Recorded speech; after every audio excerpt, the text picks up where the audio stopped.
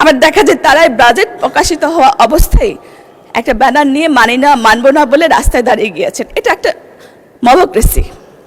কিন্তু মাননীয় স্পিকার, আমি দেখেছি তারা শুধু এই বই পুস্তক পড়ে জ্ঞানার্জন রাষ্ট্র কিংবা সমাজ সংস্কারের জন্য ব্যয় করছে না, তারা শুধু এই জ্ঞানকে বট বাহিনী নিয়ন্ত্রণে কাজে লাগাচ্ছেন। মাননীয় স্পিকার, সময়টা ছিল 1980, জাতিসংঘের অধিবেশন চলছিল।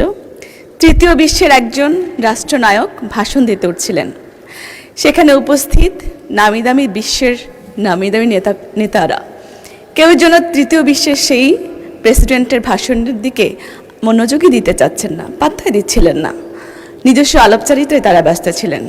কিন্তু কিছু সময় পরে তৃতীয় বিশ্বের সেই প্রেসিডেন্ট যখন নিজের দৃঢ় ব্যক্তিত্ব, সুদীপ্ত উচ্চারণ, যৌক্তিক উপস্থাপনায় নিজেকে প্রমাণ করছিলেন, প্রত্যেকটা রাষ্ট্রপ্রধান তার দিকে চেয়ার ঘুরে তাকিয়েছিলেন। তিনি ছিলেন মাননীয় স্পিকার আমাদের শহীদ রাষ্ট্রপতি জিয়াউর রহমান। বাংলাদেশের কে নতুন করে চিনতে শিখেছে বিশ্ব সেদিন থেকে। মাননীয় স্পিকার, তারই সুযোগ্য সন্তান আমাদের honourable prime minister Tarique Rahman ৪৫ বছর পরে আবার রাষ্ট্র ক্ষমতা গ্রহণ করেছে, জনগণের দায়িত্ব গ্রহণ করেছে। কিন্তু তার কিছু পূর্বে এমন একটি শাসক বাংলাদেশের উপর দানবীয় রাষ্ট্র শাসন ক্ষমতা কায়েম করেছিল, একজন নারী, রাক্ষসী নারী। তার অত্যাচার, অনাচার, জুলুম, নির্যাতন, গুম, খুনে পুরো চাপা পড়েছিল বাংলাদেশের মানুষের আত্মা তার দুঃশাসনের নিচে।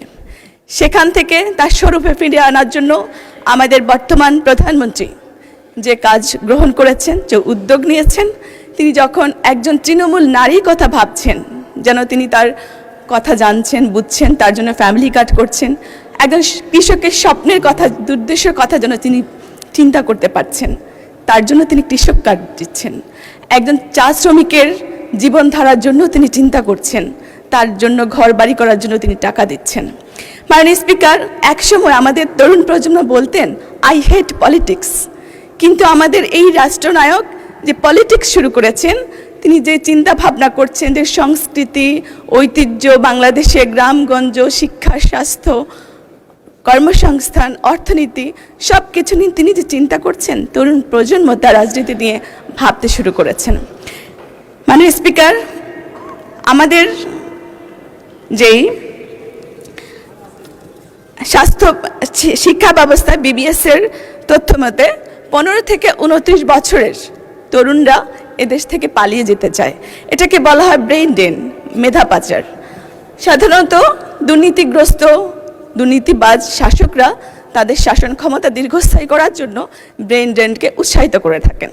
কিন্তু আমাদের বর্তমান সরকার এবং আমাদের অর্থমন্ত্রী এই বাজেটে ব্রেন সার্কুলেশন করেছেন, ব্রেন সার্কুলেশন রূপান্তরিত করেছেন।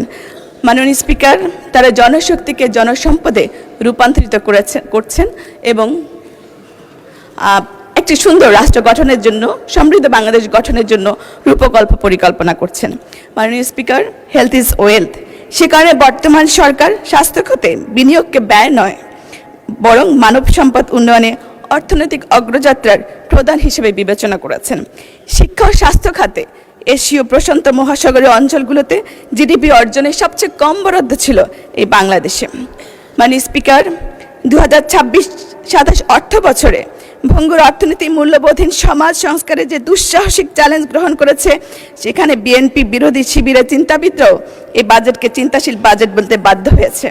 কিন্তু সেখানে আমাদের অপোজিশনে যারা বসে আছেন, তারা কখনো বলার চেষ্টা করছেন এই ছায়া বাজেট দিয়ে সাহায্য করেছেন, আবার দেখা যায় তারাই বাজেট প্রকাশিত হওয়া অবস্থায় একটা ব্যানার নিয়ে মানি না, মানব না বলে রাস্তায় দাঁড়িয়ে গিয়েছেন। এটা একটা মবক্রেসি। মাননীয় স্পিকার, কখনো বলছেন গরিবের মারার বাজেট, কখনো বলছেন বিনিয়োগের পরিবেশ নেই, আবার কখনো তারা গণতান্ত্রিক বাজেটের অনিয়ম লক্ষ্য করছেন। মাননীয় স্পিকার, আমি শুনেছি আমাদের অপোজিশন পার্টির নেতাদেরকে কর্মী কিংবা সাথী হতে হলে তাদেরকে অনেকগুলো বই পুস্তক পড়তে হয়।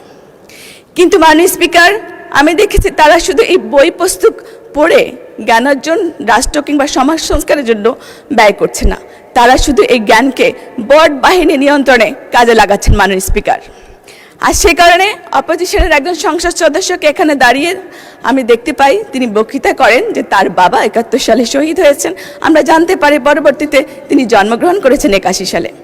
মাননীয় স্পিকার, আমি বলতে চাই তিনারা যেন পরচর্চা না করে গঠনমূলক সমালোচনা করে, কারণ আমাদের প্রধানমন্ত্রী তারেক রহমান গঠনমূলক সমালোচনা করে সমালোচনাকে অত্যন্ত গুরুত্বের সহকারে বিবেচনা করেন।